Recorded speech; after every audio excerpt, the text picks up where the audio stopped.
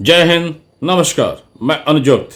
आतंक का महंगाई से रिश्ता, स्लीपर सेल पोषण से राजनीति को फायदा या आम जनता को फायदा। स्लीपर सेल प्रभाव से सीमा पर और देश के आंतरिक हिस्सों में किस तरह का प्रभाव और कैसा प्रभाव। इंडिया टीवी पर 17 जुलाई शाम 8:30 बजे जम्मू इलाके में हो रहे अनवरत आतंकी हमले का एक विश्लेषण चल रहा था। इंडिया टीवी के विश्लेषण के अनुमान के मुताबिक पंजाब क्षेत्र से आतंकी घुस रहे हैं और उपरोक्त एरिया के सभी स्लीपर सेल शायद सक्रिय हो चुके हैं। मुद्दा, देश के हर सीमा क्षेत्र का डेमोग्राफिक परिवर्तन देश के हर नागरिक के लिए खतरनाक बन चुका है। पर राजनीति देश में जनसंख्या कानून, एक देश एक नियम, घुसपैठ के नियम पर टाइट नहीं है और कौन से राजनीतिक दल इन सब नियम के विरोध में है, ये सोचना भी अब अति आवश्यक है।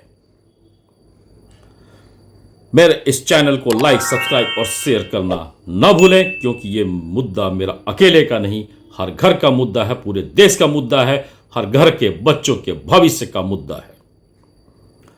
सीमा क्षेत्र पंजाब में पहले खालिस्तान वाला आतंकवाद 1980 से लेकर लगभग 1990 तक विद्यमान रहा।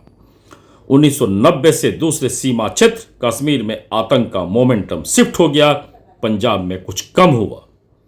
यानी उत्तर भारत का सीमा और राज्य में कई गद्दार लोग उस वक्त जरूर मौजूद रहे होंगे। कोई न कोई राजनीतिक सहयोग खालिस्तान आतंक को भी मजबूत किया था और बाद में वही कश्मीर में आतंक की जमीन को भी मजबूत किया। 1980 से 1990 के बीच दोनों सीमा क्षेत्र, सीमा पर स्लीपर सेल और स्लीपर सेल का लोकल पैठ, नतीजा सिर्फ आतंकवाद।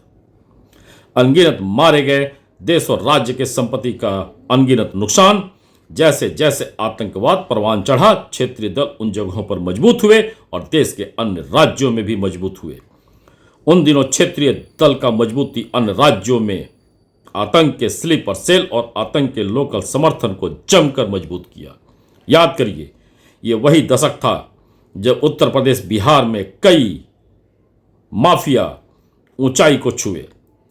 पाक समर्थित आतंक के साथ भी कनेक्शन का कई न्यूज यदा कदा सामने आता रहा। आतंक के नुकसान के भरपाई ने महंगाई को उस दौरान ज्यादा प्रमाण चढ़ाया। महत्वपूर्ण, पंजाब में सत्ता परिवर्तन होते ही पुनः खालिस्तान समर्थक सक्रिय हो चुके हैं। जिन राजनीतिक दलों ने आतंक पर कार्रवाई का सबूत मांगा था, उन्हीं सबके क्रियाकलाप से अपुष्ट सूचना जो इंडिया टीवी पर उस दिन चल रहा था, उसके मुताबिक आतंकी पंजाब के इलाके से जम्मू के इलाके में घुस रहे। यानी एक राज्य का अस्थिरता दूसरे राज्य को भी अस्थिर करने के लिए तैयार। एक राज्य का स्वार्थी राजनीति अन्य राज्य के को अस्थिर करने के लिए तैयार। स्लीपर सेल कौन? इन लोगों का पहचान। ये लोग वो होते हैं जो देश में रहते, सरकारी सुविधा लेते, परिवार पालते, पर निष्ठा दुश्मन देश से निभाते।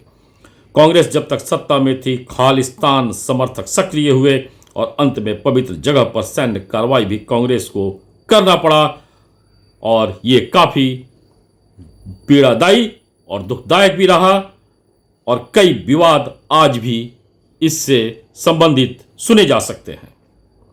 ध्यान देने योग्य फैक्ट, जिस वक्त पंजाब में आतंकवाद बढ़ा, महंगाई भी बढ़ा। कश्मीर का आतंकवाद पूरे देश में महंगाई को बढ़ाया। आतंक से हुए नुकसान का भरपाई देश के हर हिस्से का जनता करती है। देश के किसी हिस्से का आतंक उपद्रव देश के हर हिस्से का महंगाई बनता है।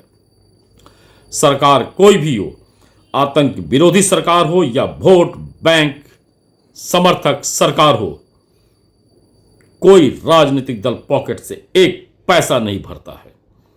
टैक्स पर चलने वाली सरकार डायरेक्ट या इनडायरेक्ट आतंक को कंट्रोल करने के लिए पूरी सैन्य और सैन्य प्रणाली का खर्च देश के पूरे आबादी के पॉकेट पर डालती है, जिसको महंगाई बोला जाता है।